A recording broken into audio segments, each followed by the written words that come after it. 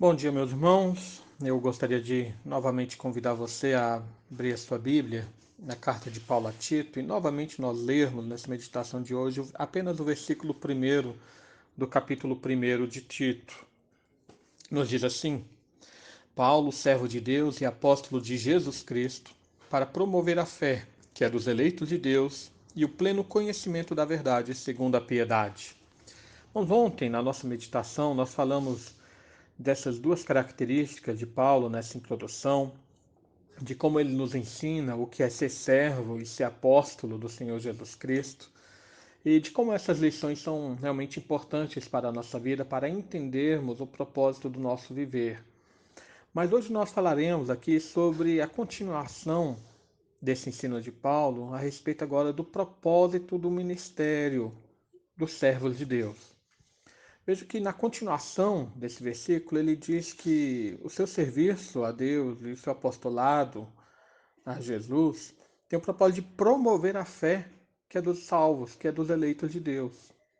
O interessante dessa afirmação de Paulo é que ela coloca que a função do servo de Deus é a edificação da igreja. Como Paulo trata em 1 Coríntios, capítulo 12 a 14, os dons distribuídos pelo Espírito Santo a todos os membros da igreja, a todos os que são salvos pelo poder de Deus, são para que o povo de Deus ele contribua um ao outro para o crescimento espiritual de todos os membros. Então, de acordo com o dom recebido pelo Espírito Santo, cada pessoa ela se desenvolve pelo ministério dos outros irmãos e ela ajuda a edificar através dos seus dons o corpo de Cristo, que é a igreja.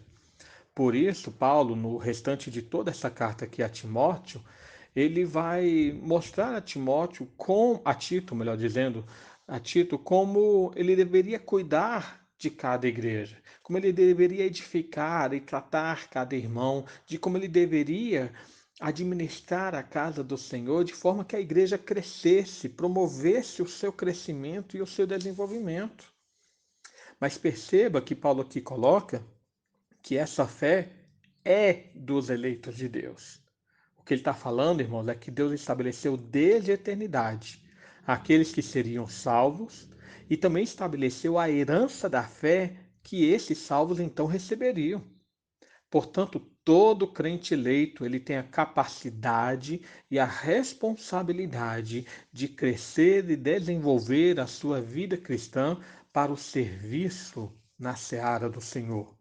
Como Paulo mesmo ele fala a respeito do seu chamado, lá em Gálatas, capítulo 1, 15 e 16, é um exemplo para o nosso chamado também. Aquilo que ele aplica a ele também é aplicável a nós. Lá ele diz assim: quando, porém, ao que me separou antes de eu nascer, ou seja, está falando da eleição de Deus, e me chamou pela sua graça, aprouve revelar seu Filho em mim para que eu pregasse entre os gentios. Paulo, ali em Gálatas, está falando a mesma coisa que ele está falando aqui em Tito, que é a promoção da fé dos eleitos de Deus. Deus nos chama, revela seu Filho em nós para que o servamos com um propósito. A fé é a herança garantida dos salvos de Deus. Portanto, irmão, nós temos toda essa capacidade de crescer na fé. Não há um crente que não possa dizer: olha, eu fui convertido para aprender mais de Deus. Não há ninguém que possa dizer que não há capacidade a compreender mais da palavra de Deus, porque nós recebemos essa herança da fé pelo fato de termos sido eleitos pelo Senhor. Veja que Paulo ainda continua promover a fé que é dos eleitos de Deus e o pleno conhecimento da verdade. Irmãos, o propósito do serviço cristão também está em declarar a plenitude da verdade. Isso significa, irmãos, nada menos que toda a verdade. Não fomos chamados pelo Senhor para conhecermos apenas parte da verdade. Não fomos chamados apenas para aquilo que satisfaz ou nos interessa da parte da verdade, ignorando as outras partes. Não, o que Paulo está falando aqui é da plenitude do conhecimento da verdade. Nós somos chamados para entender tudo aquilo que Deus nos revelou. Isso tem a ver com a verdade plena, uma verdade que às vezes choca a nossa vida e exige uma mudança no nosso comportamento. A verdade, ela não escolhe ou ela não é escolhida de acordo com o nosso interesse a respeito dela. Eu só quero conhecer a verdade a respeito disso e os outros pontos não. Não, ao contrário. A verdade muitas vezes choca porque ela nos mostra quem nós realmente somos, o como nós estamos vivendo, para onde nós estamos caminhando. Ela fala que essas vezes não é a vontade de Deus. Que a verdade é que nós devemos viver de tal forma, andar de tal forma e viver para tal forma. Irmão, se o cristianismo quisesse apenas agregar membros, o cristianismo não era e não se preocuparia com essa questão. A verdade plena, total, é importantíssimo para o estabelecimento da vontade de Deus. Mas perceba que não é apenas uma questão de conhecimento teórico. Não somos salvos apenas para recebermos uma iluminação de conhecimento. Não somos salvos apenas para desenvolver o nosso intelecto ou desenvolver apenas o nosso raciocínio ou o nosso conhecimento teórico, mas também uma manifestação prática desse conhecimento. Tanto é assim que Paulo ele fala, e o pleno conhecimento da verdade, segundo a piedade. Há uma união vital entre conhecimento e vida. Há uma união inseparável do conhecimento bíblico e da vida cristã. O que nós aprendemos do Evangelho nos faz viver o Evangelho. Tem a ver com a coerência da fé, tem a ver com a prática da fé.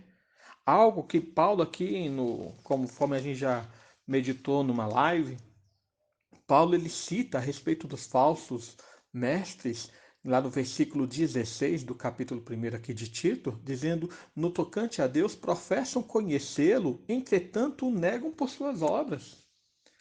Essa é uma realidade que não pode fazer parte da vida cristã, dizer que conhece a Deus, mas negá-lo pelo nosso agir. E aí Paulo continua lá no versículo 16, né? Quando acontece isso, é por isso que são abomináveis, desobedientes e reprováveis em toda boa obra. Crente que diz conhecer a palavra de Deus, mas que não vive a palavra de Deus, ele é colocado por Deus como alguém que é abominável. Ele é colocado como alguém que é desobediente. Colocado por Deus alguém que é reprovável, porque ele foi testado e não passou no teste. Irmãos, enfim, vejam quantas lições esse versículo primeiro nos traz. Primeiro fala do nosso serviço a Deus.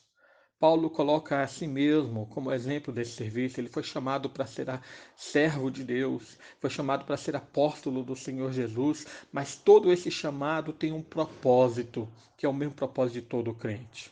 Nós somos chamados para desenvolvermos uns aos outros, para promovermos o crescimento da fé de toda a igreja. Nós somos chamados para entendermos todo o propósito de Deus, todo o conhecimento de Deus, toda a verdade de Deus que está em Cristo Jesus. E para que essa verdade nos transforme, mude a nossa vida, mude o nosso comportamento, mude todo o nosso pensamento.